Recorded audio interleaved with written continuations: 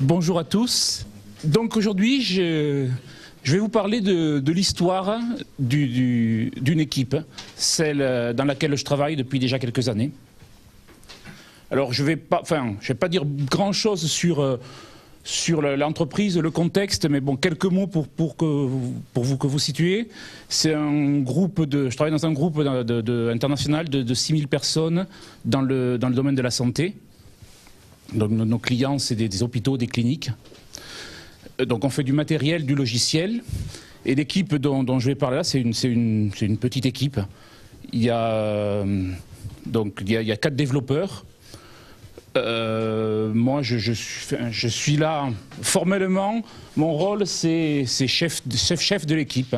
Je suis surtout là pour faciliter le travail, pour organiser le travail et essayer d'amener les développeurs à donner le meilleur d'eux-mêmes. Qui travaille avec nous, il y a aussi un chef de produit qui est au contact de nos clients. Et aussi quelqu'un qui est en charge du support produit, c'est-à-dire quelqu'un qui va être l'interface interne avec les autres personnes de la société, des techniciens, des formateurs, de l'outline, c'est-à-dire quelqu'un qui va faire l'interface avec le reste des personnes qui s'occupent du client, quelqu'un qui donc connaît le produit. Donc cette équipe, elle a démarré elle existe depuis longtemps, mais il y a 6 ans, elle a commencé Scrum. Elle a commencé à utiliser Scrum. Donc en prenant en suivant un peu les pratiques que je pense ici beaucoup de monde connaissent, que je ne vais pas rappeler. Et donc depuis 6 ans, elle a pas mal évolué. Et les plus grosses évolutions se sont produites ces 2 dernières années en fait. D'où le titre de cette session, 2 ans dans le flux, où il y a pas mal de choses qui se sont passées. Il y a un peu plus de 2 ans, on a commencé une nouvelle ligne de produits, une nouvelle famille de produits, en changeant de technologie. Et bon, au début, ça s'est bien passé. On enchaînait les itérations. Et puis, bon, des itérations de 3 semaines, c'était, ça se passait pas trop mal. Et puis, au fil du temps, on a vu que chaque itération, on livrait de moins en moins de valeur. C'est-à-dire, à un moment donné, on prévoit de livrer ça, finalement, on arrive à livrer ça. Puis, la fois d'après, on prévoit de livrer ça, et finalement, on livre encore moins. Et on se demande jusqu'où ça va aller. Il y a eu un peu une certaine... pas vraiment une démotivation, mais l'équipe tournait bien déjà depuis quelques années et ces changements ont introduit des nouvelles variables qui fait que les prévisions étaient moins maîtrisées. Et comment on est sorti de ça? De manière très, très simple, on a arrêté de faire des itérations. Alors ça peut sembler, ça peut sembler assez radical, mais bon, pour le coup, c'était pas mal. En fait, parce que ces itérations, le problème qu'elles nous posaient, c'est qu'elles donnaient toujours une deadline et les gens se sentaient obligés de livrer ce qu'ils avaient à quelque part promis, ce à quoi ils s'étaient engagés. Mais en fait, pour cette équipe, c'était pas une bonne chose parce que au jour le jour, elle faisait bien son travail.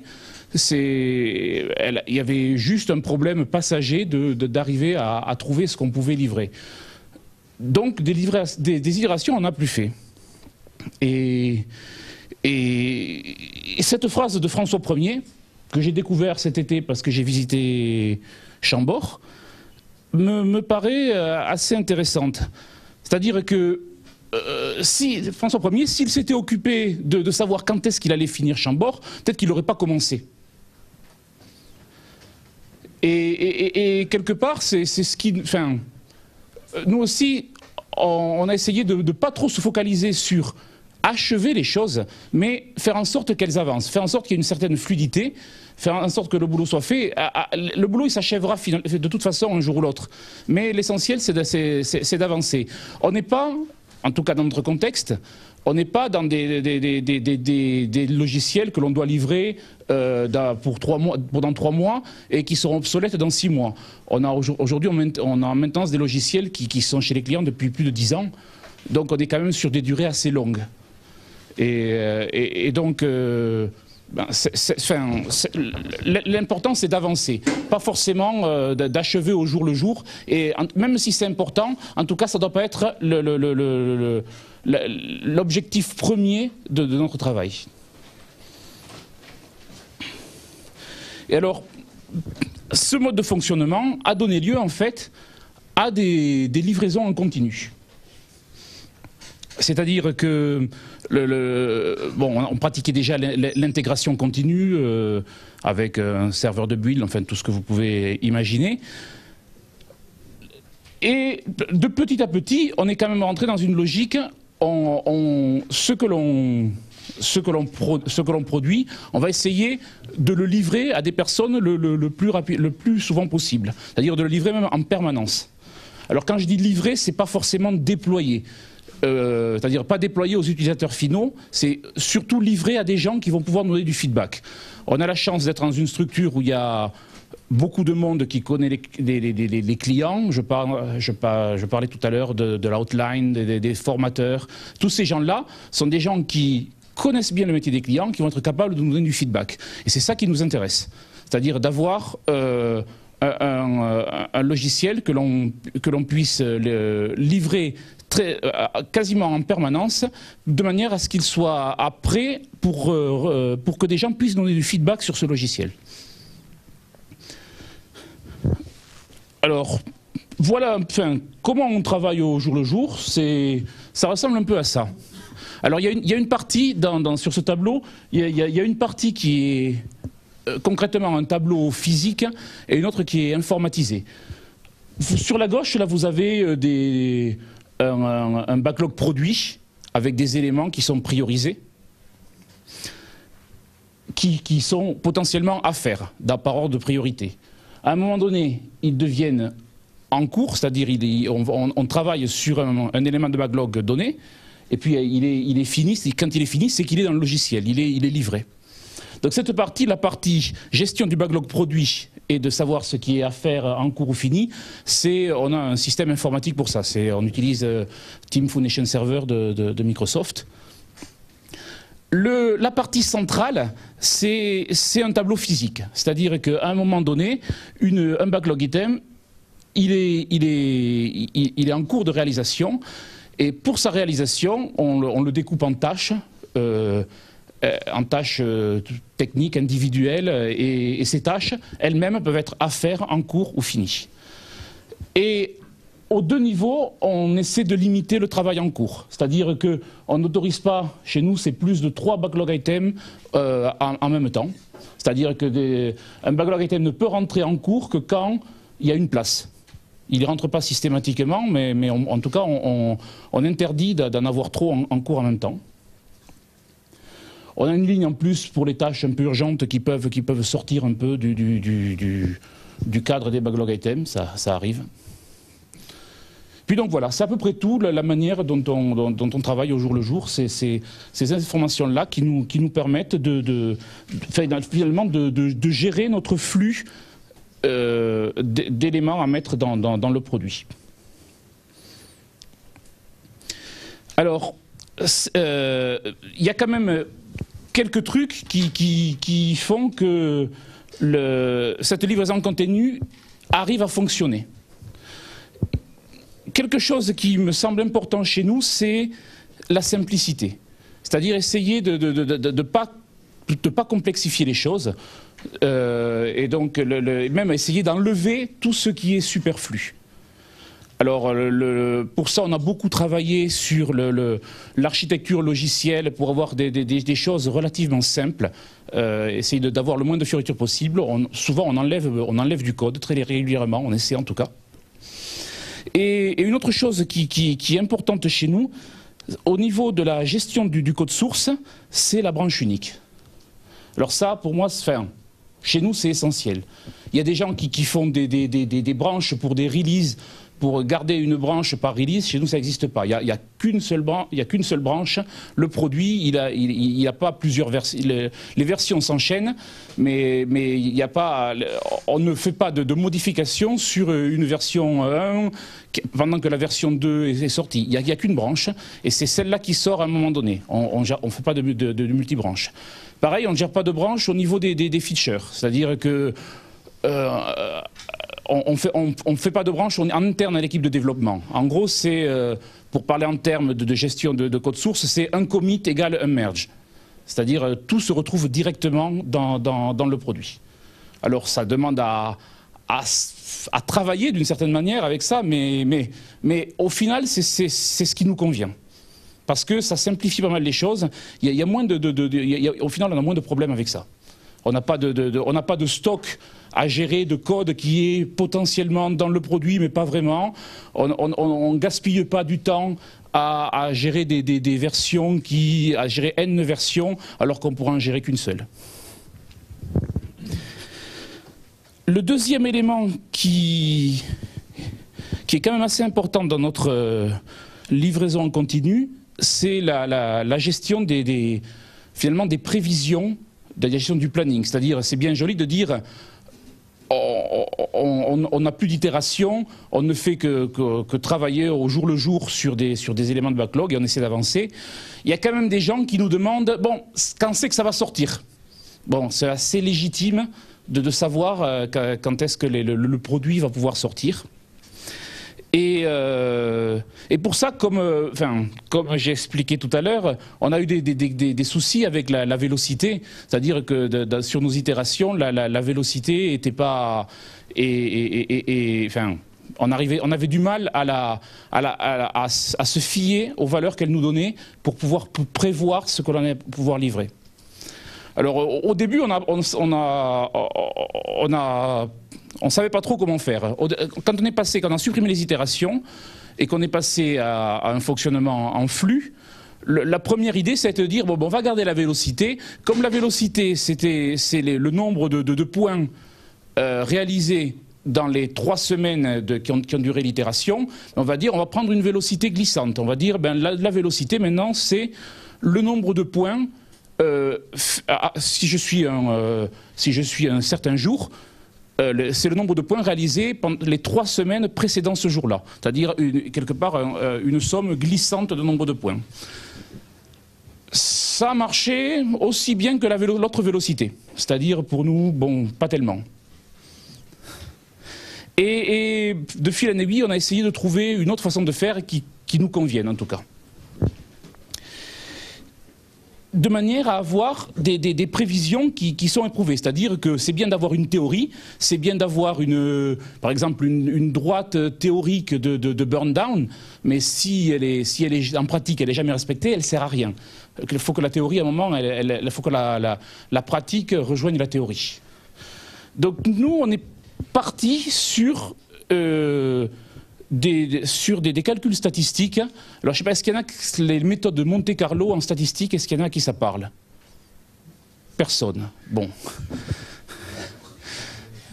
Donc je vais essayer par une analogie, je vais essayer d'expliquer un peu. Bon, je ne suis pas sûr d'y arriver parce qu'en général, j'y arrive pas.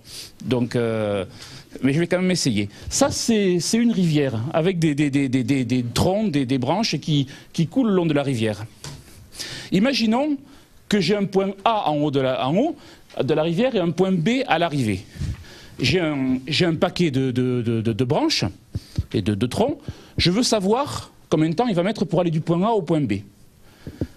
Il y a une première solution qui est de dire, bon ben je prends mon paquet de branches et j'ai dit celui-là, vu sa taille, je vais lui mettre 8 points, celui-là je vais lui mettre 5 points. J'additionne le nombre de points, ça fait un certain nombre, je balance toutes les branches à la flotte, je regarde je me dis, ces branches-là, en un temps donné, elles devraient pouvoir arriver en bas, et puis finalement, je me rends compte qu'elles n'y arrivent pas. Donc je vais dire la prochaine fois, je vais mettre moins de points, je vais mettre moins de branches.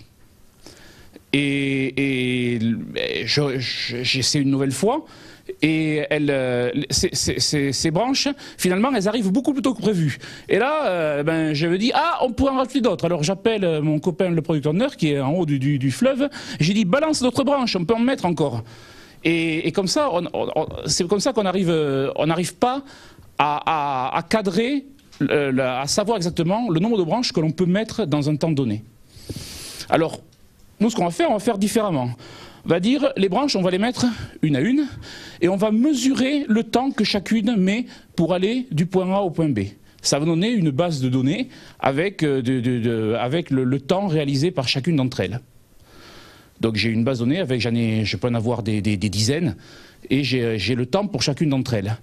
Et à partir de là, je vais faire des simulations. Je vais dire, les branches suivantes, je vais simuler leur passage du point A au point B. Pour simuler, je vais tirer au sort des valeurs de temps. C'est-à-dire que si j'ai un nouveau paquet de bois, je vais dire, pour chacun d'entre eux, je tire au sort une valeur de temps parmi les éléments que j'ai mesurés sur les anciens bouts de bois qui sont déjà descendus. Et comme ça, je vais faire une simulation, ça va me donner un temps final pour que toutes mes branches arrivent en bas de la rivière. Et je vais en faire une deuxième de simulation, je vais en faire une troisième, je vais en faire 1000.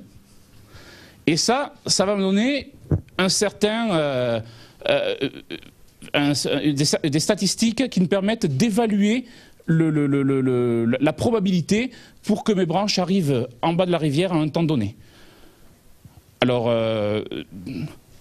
chez nous, si je reviens sur, sur notre mode de fonctionnement, on mesure le temps qu'un backlog item passe en cours. C'est-à-dire du moment où il passe de affaire en cours, on démarre le chrono, en fait, on enregistre le jour et l'heure à laquelle il rentre en cours, et puis quand il passe à fini, on enregistre aussi le jour et l'heure. Et grâce à ces informations-là, on va faire tourner des simulations qui vont nous permettre de dire la probabilité pour que les futurs backlog items arrivent en état fini, voilà ce qu'elle est.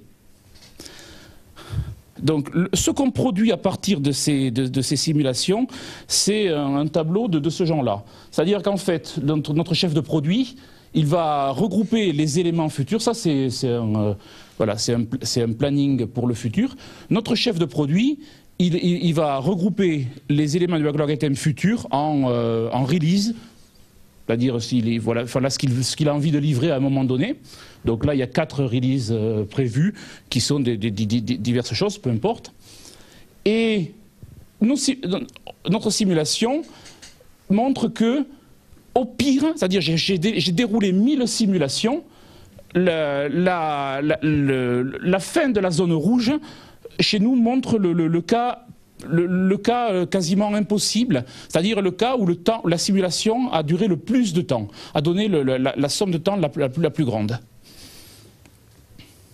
Les questions, on peut peut-être aller à la fin. Et pour savoir, donc, la fin de la zone rouge, c'est notre valeur pessimiste, je dirais, pour la date de livraison d'un certain nombre de backlog items. La fin de la zone bleue, c'est notre date optimiste. Et ça, on l'a évalué au cours du temps en voyant ce qu'on arrivait à faire sur les éléments passés. Donc chez nous aujourd'hui, c'est au 95e percentile que se trouve notre date optimiste. Voilà, mais ça, c'est le feedback qu'on a eu par rapport aux éléments passés. C'est pour ça que je parle de prévision éprouvée, c'est-à-dire on a une théorie qui vaut ce qu'elle vaut, mais on essaie de faire en sorte de la relier à la pratique, c'est-à-dire à ce qu'on constate. Et du coup, ça ça donne un peu plus de sens, je trouve, en tout cas pour nous, ça donne plus de sens aux prévisions que l'on peut avoir. Alors j'ai passé sous silence quelques éléments, on fait, dans ce que j'expliquais, on ne ferait plus d'estimation, vu qu'on ne ferait que mesurer. En fait, en vérité, nous, on fait des estimations, on a les petits éléments de backlog et les gros éléments de backlog, qui sont en fait deux jeux de statistiques. Mais bon, je ne vais pas rentrer dans les détails pour... j'ai déjà assez du mal à l'expliquer comme ça. Donc oui, je disais, donner du sens au choix que l'on fait. C'est le fait d'éprouver nos prévisions, c'est un moyen. Un autre élément qui est important pour nous pour donner du sens, c'est de savoir les divers cérémoniales que l'on peut faire, est-ce qu'ils nous servent encore à quelque chose? Donc, on n'a plus d'itération, donc vous pouvez imaginer qu'on n'a plus de démo en fin d'itération, vous pouvez imaginer qu'on n'a plus de rétrospective en fin d'itération. Et donc, ces éléments-là, quand est-ce qu'on les fait? Vu que maintenant tout est dans le flux, est-ce qu'on se donne toujours une cadence? Alors, nous, la seule cadence que l'on a gardée, c'est celle du daily meeting. Voilà, celle-là, on l'a gardée. Tous les jours, on a notre daily meeting. Le reste, c'est un peu à la demande. C'est-à-dire, toutes nos actions, on les fait au moment où on ressent le besoin de les faire. Donc, quand on démontre les choses, quand on a besoin de les montrer, c'est-à-dire on va discuter avec les gens pour avoir votre feedback au moment où on ressent qu'on en a besoin. Les rétrospectives, c'est pareil. Beaucoup de choses, en fait, on a choisi de les faire dans notre daily meeting. Alors, le daily meeting, normalement, c'est prévu pour être quelque chose de court, où tout le monde va se synchroniser très rapidement. Chez nous, il est long. Il dure une demi-heure. C'est de 11h30 à midi. Voilà, de 11h30 à midi, on a choisi, parce que ça nous convenait, de discuter des développements en cours, de se synchroniser, de faire de la rétrospective si le besoin s'en ressent. C'est le mode de fonctionnement qui nous va bien. Je ne suis pas en train de dire que c'est ce qu'il faut faire. Hein. Tout ce que je dis là, en fait, c'est au fil du temps, voilà, on a trouvé notre bon moyen de fonctionner.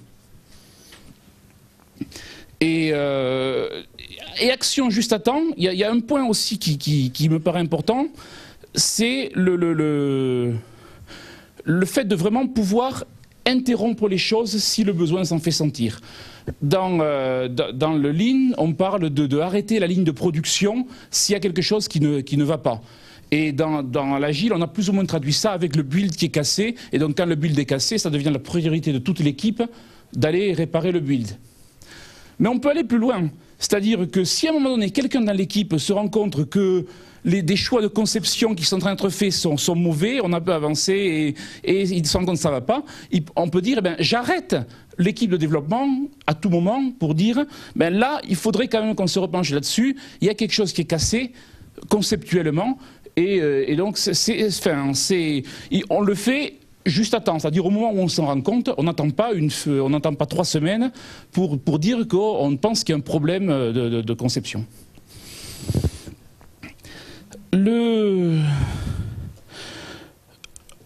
J'arrive sur la question de la vérification des tests, de savoir comment on sait que notre logiciel que l'on livre fonctionne bien. Parce que c'est bien joli de livrer en continu.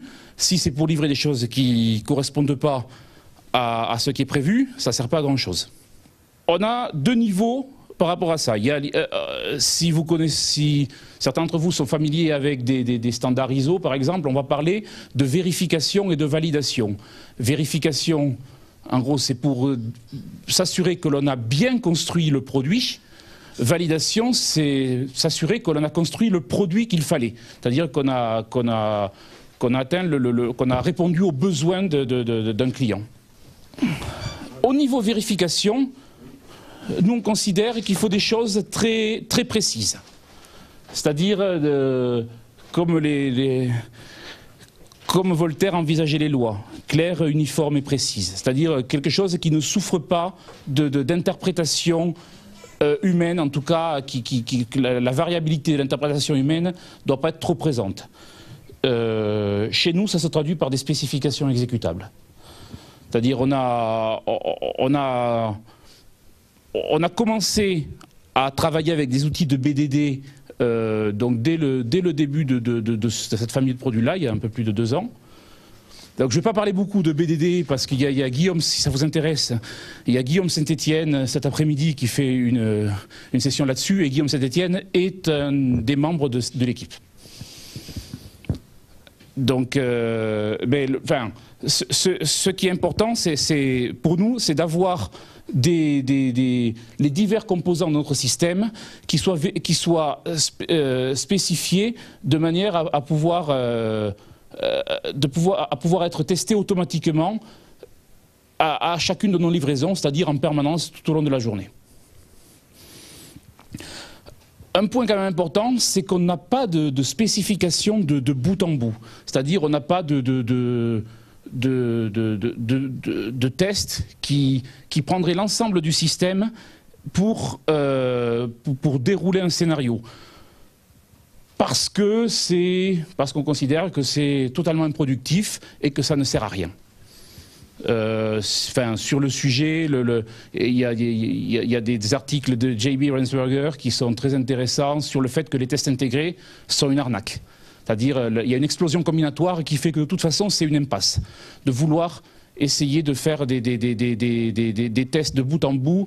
Ce qui est important pour nous, c'est d'avoir les divers composants du système qui ont un contrat qui soit clair, précis, spécifié de manière exécutable, mais au niveau de chaque composant.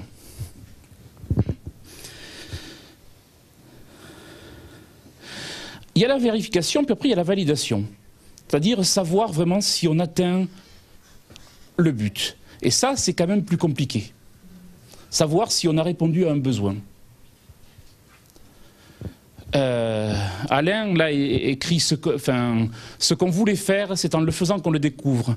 En fait, il parle d'artistes, de peintres, de musiciens, et il dit aussi que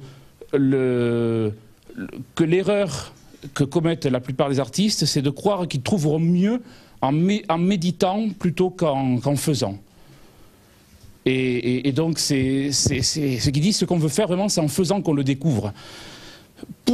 Et ça, je pense que ça s'applique à beaucoup de niveaux dans le développement logiciel, aussi bien dans l'écriture de code, où ça ne sert à rien de trop méditer sur une conception. Il vaut mieux commencer à coder et la conception, elle viendra au fil du temps. Et je pense que c'est vrai aussi au niveau du but de notre produit logiciel de manière plus générale. Chez nous, on essaie d'avoir des clients qui soient des explorateurs. J'entends des clients internes, c'est-à-dire on essaie de livrer en continu le plus souvent possible pour que des gens puissent donner feedback sans avoir des méditations sur des longues specs auparavant. L'essentiel, c'est qu'il y ait quelque chose qui tourne et que les gens puissent réagir dessus de manière à alimenter notre backlog produit. Et donc tout ça, tout ce dont je parle là, ça décrit un peu notre façon de travailler, notre manière de concevoir les produits. Et à un moment donné, on peut se demander, on avance comme ça, on change des choses dans notre façon de travailler, on peut se demander, est-ce qu'on sait où on va ?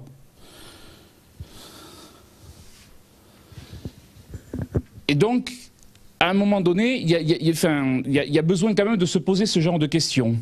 Alors, moi, j'ai pas trop lu Socrate, j'ai lu des articles qui en parlaient, parce que c'est pas quand même quelque chose que j'arrive à lire facilement.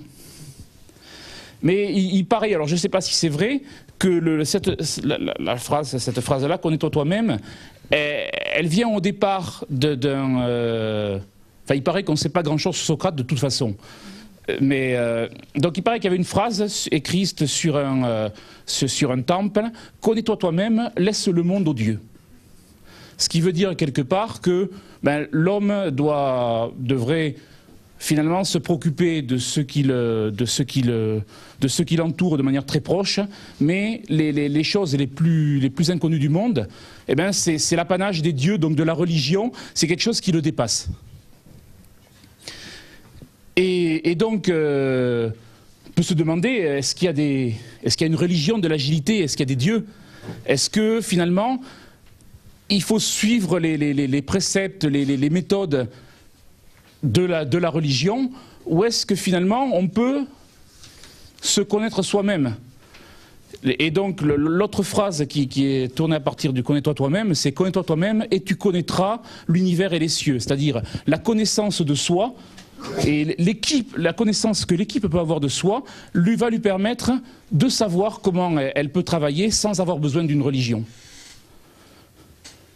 Donc de manière très, très concrète, nous on essaie quand même de documenter notre système de conception, c'est-à-dire de documenter la manière dont on travaille et d'avoir de manière très pragmatique notre build, notre livraison en continu génère aussi de la documentation qui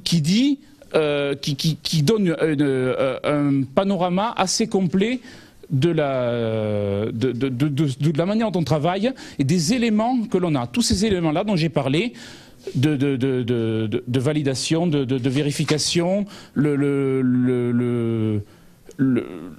ce qui est livré dans le produit, on arrive à avoir toutes ces informations-là dans un système d'information finalement, et d'arriver à générer une documentation à partir de là qui dit tout sur la manière dont on travaille. Alors le document produit, il n'est pas hyper important. Peut être important dans le cadre d'audit, dans le cadre de respect de process. Pour ça, on n'y est pas. On essaie de travailler là-dessus. Ce qui est important pour moi, surtout, c'est de savoir qu'on est capable de générer ce document. Parce que ça veut dire qu'on maîtrise l'ensemble des éléments de notre process. Et ça, je pense que c'est primordial. De pas faire les choses au petit bonheur la chance, mais d'être sûr que l'on maîtrise les divers éléments pour pouvoir avancer de manière sereine.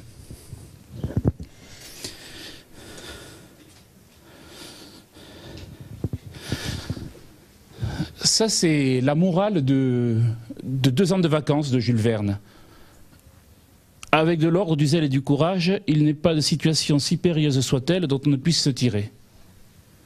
Donc 2 ans de vacances, je ne sais pas si vous connaissez, c'est des adolescents qui se retrouvent malgré eux, embarqués sur un voilier sans adultes, et ils vont échouer sur une île plus ou moins déserte. Ils vont y rester 2 ans. Et il va leur arriver diverses péripéties qui vont les aider à grandir. Et donc, finalement, ils vivent une aventure qui leur permet de progresser. Je veux dire, peut-être la comparaison est assez tirée par les cheveux, mais moi, elle me parle par rapport à ce que nous, on vit. C'est-à-dire que le fait de progresser, le fait d'avancer dans les méthodes agiles, pour nous, quelque part, c'est une aventure. C'est un voyage. Et donc, j'ai envie de dire que il ne faut pas venir s'intéresser aux méthodes agiles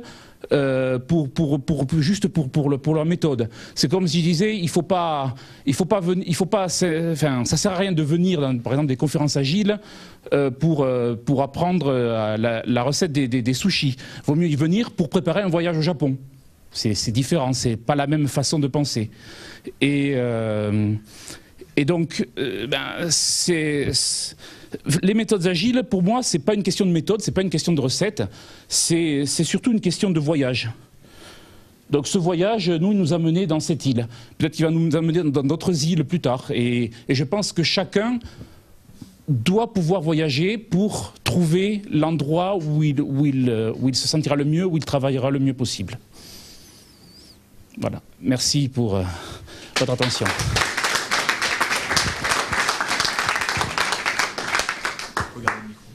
Donc, je pense qu'on a pas mal de temps pour des questions, pour discuter. Alors, oui. Oui, bonjour, Claude. J'ai une question un peu technique sur la mesure qui était faite, hein, que tu as évoquée, et tu as dit qu'elle était faite à partir du moment où un élément du backlog passait en cours, jusqu'à ce qu'il soit fini. Est-ce qu'on ne perd pas quelque chose tout le temps où il va rester dans la colonne de gauche du backlog? Et pourquoi pas avoir fait la mesure au moment où il rentre dans le backlog? Alors, la question peut se poser, donc quelque part ça revient à la question de savoir s'il y a un bac à sable et des éléments vraiment priorisés, finalement. Parce que chez nous, on ne fait pas vraiment la différence entre les deux. C'est-à-dire le chef de produit, il se sert quasiment du backlog comme d'un bac à sable. C'est-à-dire il met les choses et c'est juste celles qui, finalement, celles qui sont vraiment priorisées, elles remontent, mais de savoir quand un élément rentre dans le backlog, en tout cas, c'est pas une info qu'on a aujourd'hui et elle nous sert pas forcément. C'est-à-dire, quand le chef de produit a une idée, il rentre un élément dans le backlog et puis cet élément, il pourra être bas en priorité, il pourra monter. C'est vrai qu'au final, ça fait un travail sur le backlog qui est assez important. Aujourd'hui, si on prenait tout ce qu'on a dans notre backlog, pour le terminer, on en a pour 2 ans, je crois. C'est-à-dire il y a énormément de choses et certaines peut-être seront jamais faites. Mais est-ce que c'est important de mesurer leur entrée? Mais leur entrée dans quoi exactement? On ne sait pas trop. On n'a pas cette notion de rentrer vraiment dans quelque chose qu'il faut faire à tout prix. Ce qui rentre dans la log, c'est des idées. Finalement, les idées les plus importantes, elles remontent en haut de la pile et puis elles passent en cours. Pour rebondir par rapport à ça, il y a quand même la notion de détailler le besoin pour qu'il soit suffisamment préhensible par l'équipe pour qu'elle puisse le produire. Donc ce moment de spécification ready, ça arrive dans le backlog, ça passe en encours et à ce moment-là, le travail de la spec se fait et la priorisation va peut-être influer, il redescendra. Je sais pas, tu vois ce que je veux dire ? Alors oui, donc la question qui peut se poser, c'est à partir de quel moment un élément qui serait dans le backlog peut passer en cours et est réalisable finalement. En général, la question se la pose une fois qu'il est en cours. C'est-à-dire que pour passer en cours, le seul critère que l'on a, c'est qu'il y ait une estimation, mais une estimation chez nous, c'est petit ou gros. Donc c'est-à-dire, pour qu'il puisse passer en cours, ce qu'on demande à voir, c'est que l'équipe ait pu lire un peu de quoi il retourne, et pu dire ça c'est petit, ça c'est gros. Ou alors c'est vraiment trop gros, il faudrait découper. Mais ça reste très léger. C'est-à-dire les détails, on se les posera une fois que c'est en cours. Parce que si on commence à se poser des questions, comment on fait ça, finalement, il faudrait rajouter une autre colonne au tableau pour avoir un flux. Mais on ne veut pas avoir ce passage dans plusieurs étapes. C'est-à-dire, on me demande parfois, est-ce que vous faites c'est du Kanban? Moi, j'ai dit non, c'est pas du Kanban. Le Kanban, il y a plein de colonnes en général, parce qu'on part d'un process qui a plusieurs étapes et qui sont matérialisées par un certain nombre de colonnes. Nous, on ne veut pas avoir ces étapes-là.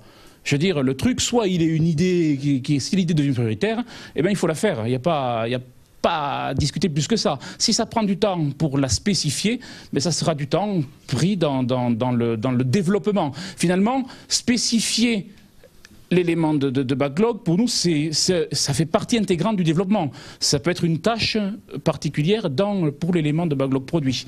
On ne veut pas avoir plusieurs étapes et gérer des limitations de travail en cours dans chacune des étapes et avoir des buffers. Enfin, on veut faire beaucoup plus simple.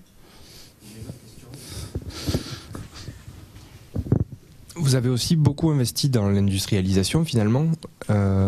C'est quoi le ratio de temps par rapport à l'équipe sur une année? Mettons, tu as dit que vous aviez 4 développeurs. C'est un des développeurs qui s'occupe de l'automatisation. Combien de temps il y passe Parce que ça a l'air sérieux.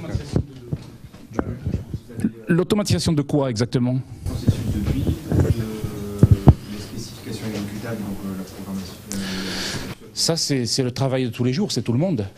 Je veux dire, on utilise les specs exécutables en mode design driven. Enfin, c'est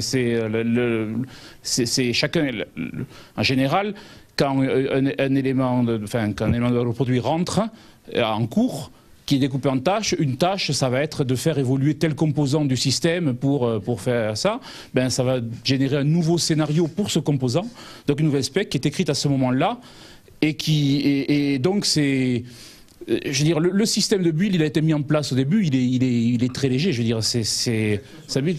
Il y a un moment où vous analysez le besoin et dites il faut qu'on fasse évoluer la chaîne sur ce point. Et évoluer la chaîne, ça nous est pas vraiment arrivé parce que la chaîne, c'est juste compiler, lancer les tests.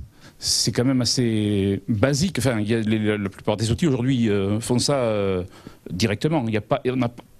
On n'a rien de particulier à faire. Le plus gros du boulot, c'est arriver à écrire les specs exécutables. C'est-à-dire arriver à écrire les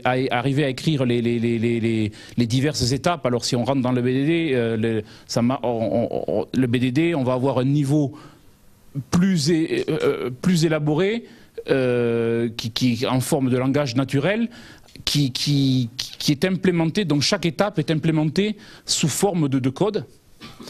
C'est vrai que travailler sur l'implémentation en code de chacune des étapes, ça demande un certain travail et un travail aussi de refactoring. C'est vrai que ça prend du temps. Maintenant, on ne mesure pas la part de temps que l'on passe à l'automatisation de ces specs exécutables et la part de temps à faire au code. C'est tellement entrelacé. Ce qu'on essaie de faire sur le long terme, c'est d'arriver à un DSL de specs exécutables pour notre contexte. Aujourd'hui, on n'y est pas vraiment, c'est-à-dire avoir un jeu de steps en langage plus ou moins naturel qui permettent de décrire de nouveaux scénarios. Donc on commence à y arriver, on a une réutilisabilité d'étapes de scénarios de specs exécutables qui commence à être bonne, mais on n'a pas encore uniformisé sous forme de langage spécifique à notre domaine. Mais on essaie d'y aller quand même. Merci beaucoup. Il m'a semblé comprendre qu'il y avait peu de conception, de réflexion avant de réellement entrer dans l'implémentation.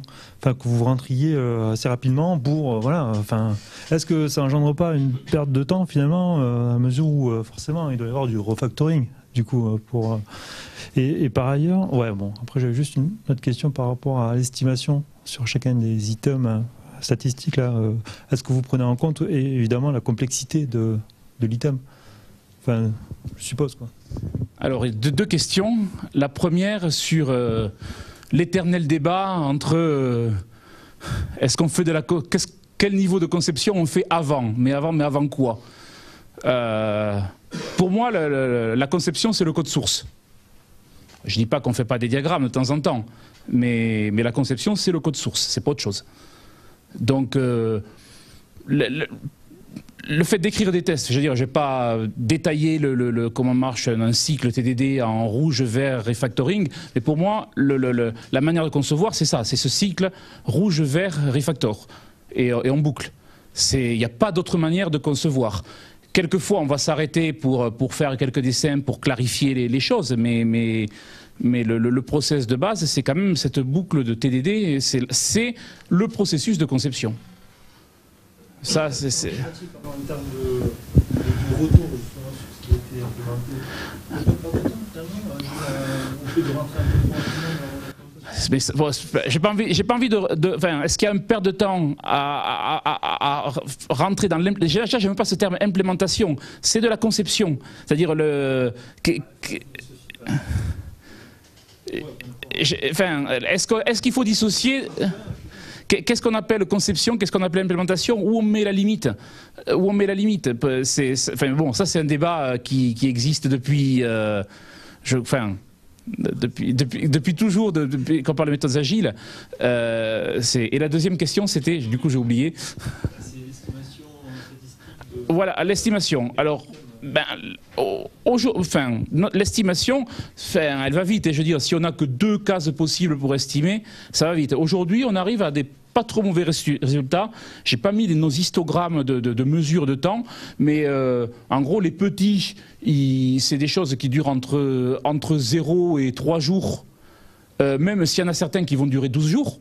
Parce que c'est parce que des fois on se plante sur donc on va les gros ils vont durer entre 4 et 6 jours. Je dirais même s'il y en a certains qui vont durer une demi-journée.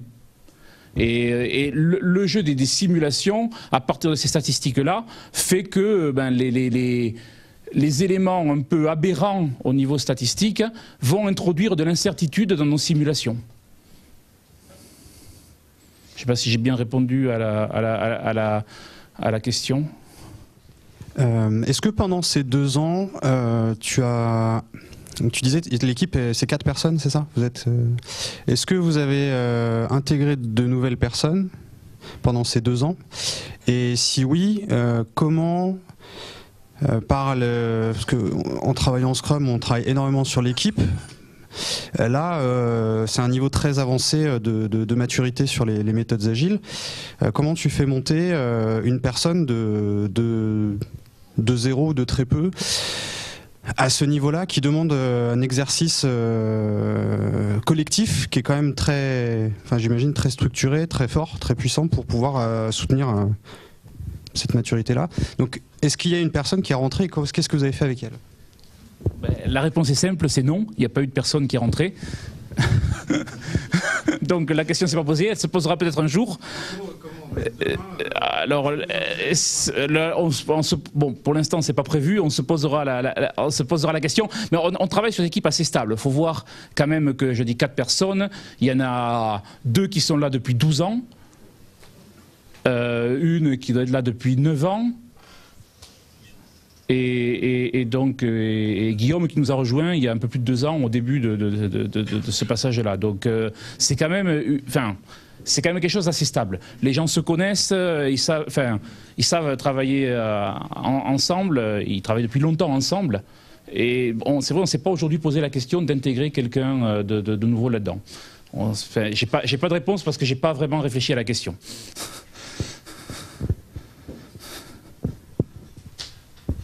Merci. Une petite question simple de management visuel. On a vu qu'il y avait 2 tailles d'éléments. Est-ce que ça se voit sur les tableaux, les gros et les petits? Après, j'ai une question un peu plus longue. Non, ça se voit pas. Parce que quand un élément, au début, dans notre travail en cours, c'est-à-dire quand on faisait rentrer un élément de backlog produit dans le en cours, on avait dit on pourrait prendre deux gros, mais si le 3e est un gros aussi, ça va pas aller, il faut prendre petit. Aujourd'hui, on se pose plus ce genre de questions, c'était inutile. On a simplifié et on se pose plus cette question-là.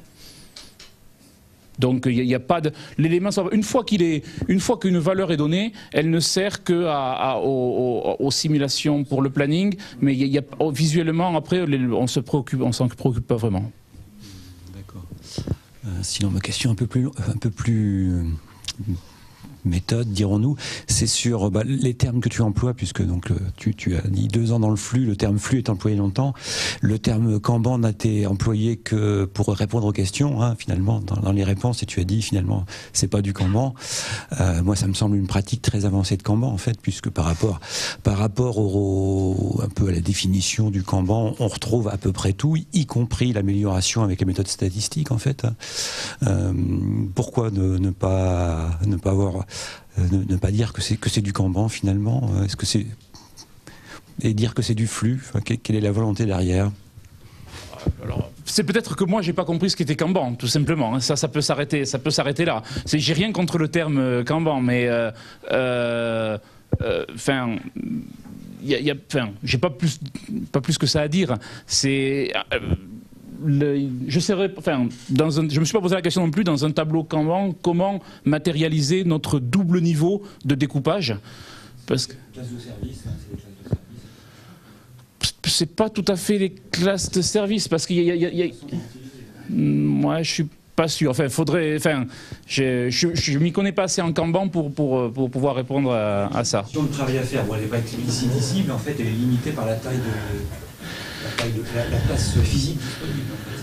Oui, la limitation au niveau, la limitation, elle est explicite, oui, par le nombre d'éléments du backlog produit qui peuvent être en cours à un moment donné. Ça elle est explicite parce qu'il y a que 3 lignes disponibles pour pouvoir entrer. Et au niveau des tâches, c'est pareil. On a une limitation. Le nombre de tâches en cours peut pas être supérieur à un certain nombre fixé. Je voulais savoir est-ce qu'il y a plusieurs product owners Quel type de profil et quelles problématiques il y a eu avec eux pour intégrer sur la livraison des produits, voilà. Alors, le rôle, enfin, product owner, bon, il y a un chef de produit, comme j'ai dit. Maintenant, le rôle de product owner, il est quand même un peu partagé entre le chef de produit et la personne qui fait le support produit, parce qu'elle est au courant quand même de beaucoup de choses, elle est capable d'apporter des éléments et d'avoir son mot à dire sur les priorités. Maintenant, qu'est-ce que je peux dire sur l'intégration? Ça a été une façon de travailler très naturelle pour tout le monde. Donc, il n'y a pas eu il n'y a pas eu de soucis particuliers. On ne s'est pas posé la question. C'est des dates commerciales, c'est-à-dire de livraison commerciale Alors, oui, si on revient sur cet élément-là, par exemple, ce qui se passe à l'usage, c'est que quelque part, comme ce graphique-là, il est généré automatiquement à partir de la simulation, le chef de produit, il joue un peu, il fait du TDD à sa manière, c'est-à-dire qu'il va mettre des éléments, il va les déplacer d'un groupe dans l'autre, il voit ce que ça change sur les dates, et il se dit, voilà, qu'est-ce que je pourrais livrer pour cette date-là. Donc c'est le chef de produit qui va refaire ses regroupements à partir du feedback qu'il a sur ce tableau. Et donc c'est pour ça après il s'adapte, il disait il faudrait que je livre quelque chose à cette date-là, donc je vais mettre que ça, je vais voir est-ce que ça a l'air de passer à peu près. Ça c'est pas une vérité absolue, mais aujourd'hui on a quand même une certaine confiance sur ces chiffres-là.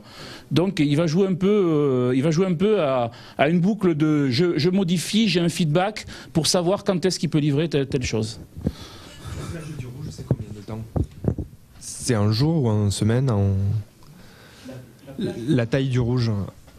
Ben, c'est variable. En fait, chez nous, ce que ça veut dire là, le bleu, c'est la fin du bleu, c'est 95% des simulations sont terminées dans ce temps-là. La fin du rouge, c'est 100% des simulations sont terminées dans ce temps-là. Pour peu que dans la simulation, on ait eu des éléments sur donc c'est les irrégularités dont je parlais tout à l'heure, il peut y avoir un écart assez important. Il peut y avoir 2 mois d'écart entre les deux. Mais c'est juste qu'on n'a pas d'infos. On n'a pas d'infos meilleures. C'est l'info la plus précise qu'on ait pu trouver. Voilà. Le concept des 95%. Du coup, ça réduit considérablement l'impact de ces 5%. Ben en fait, on se rend compte que les 5 derniers pourcents, en tout cas chez nous, ils peuvent durer beaucoup de temps à cause d'éléments qui justement ont duré très longtemps. Mais le product owner, il a assez d'éléments pour planifier sa stratégie à moyen terme et à long terme, rien qu'avec le bleu. Oui, enfin, en général, on n'est pas dans les 80%. En général, on est au milieu. Enfin, on regarde où est-ce qu'on est habituellement et on est en général quelque part dans la zone rouge. Voilà, c'est vraiment, historiquement, on n'atteint jamais la fin du blanc. Merci, bonjour. J'avais une petite question, peut-être plus par rapport au travail que vous avez avec votre product owner. Dans la phase préparation du backlog, on parle de tâches qui vont, de ce que je comprends, autour de 2 jours et jusqu'à 6 jours. Donc c'est quand même assez des développements, on ne va pas dire atomiques, mais en termes de features, ça reste des petites features. Comment vous le découpez? Qu'est-ce que vous attendez en termes de livrables de la part du product owner en termes de spécifications? Ben, on attend des choses assez petites, tout simplement. Si on travaille sur des histoires utilisateurs, ça peut être très court, parce qu'une histoire, ça peut être très simple. Donc, c'est arrivé par le passé où on dise ça c'est vraiment trop gros, c'est quelque chose qui est vraiment trop gros par rapport à ce qu'on peut dire en termes d'estimation. Donc on va dire ça faut le découper. Mais aujourd'hui, avec l'habitude, tout le monde a pris l'habitude d'avoir des choses petites et le product owner comme les autres en fait. D'accord, donc c'est peut-être juste par rapport à la phase, je comprends ça arrive dans le backlog et puis une fois qu'on est dans la phase de conception, donc, là on se pose la question, est-ce que vous posez un peu la question en amont, on disait au product owner, là il nous faut un peu plus, le jour où on voudra y aller quoi. Non, on se pose la question en termes, est-ce qu'il faudrait découper? Est-ce que c'est quelque chose de trop complexe qu'il faudrait découper? Après, si l'équipe pense que c'est quelque chose qui est suffisant, qu'on peut embarquer dans un élément de backlog, ben on le prend. Quelquefois, ça va durer plus de 2 semaines, ben c'est pas grave. C'est juste qu'on s'est trompé et il faut que ça arrive le moins souvent possible. Mais Ça arrive. Pas forcément, oui. On se dit, on n'a pas forcément une discussion. On se dit, oui, là, on s'est planté. On se le dit. Celui-là, on devrait dire, celui-là, il a duré 2 semaines. Bon, ben là, on s'est planté. Là, il aurait fallu être découpé, dire quelque chose. Bon, aujourd'hui, ça arrive plus beaucoup. Donc, c'est pas mal. Mais on va pas se poser la question avant. Parce que ça, finalement, on perdrait trop de temps, je pense, à se poser les questions avant. Vaut mieux faire, et puis on verra. Et apprendre. Non, pourquoi je dis ça? C'est juste qu'en termes de product owner, des fois la phase conception nous aide aussi à nous poser les bonnes questions et quelque part enrichir en amont de la conception. Ouais, mais enfin, on discute quand même. Je veux dire, quand le product owner remplit son backlog, il discute pour savoir ces choses-là. Est-ce que c'est, enfin, il fait pas son backlog dans son coin. C'est bon? Bon, ben merci. Merci.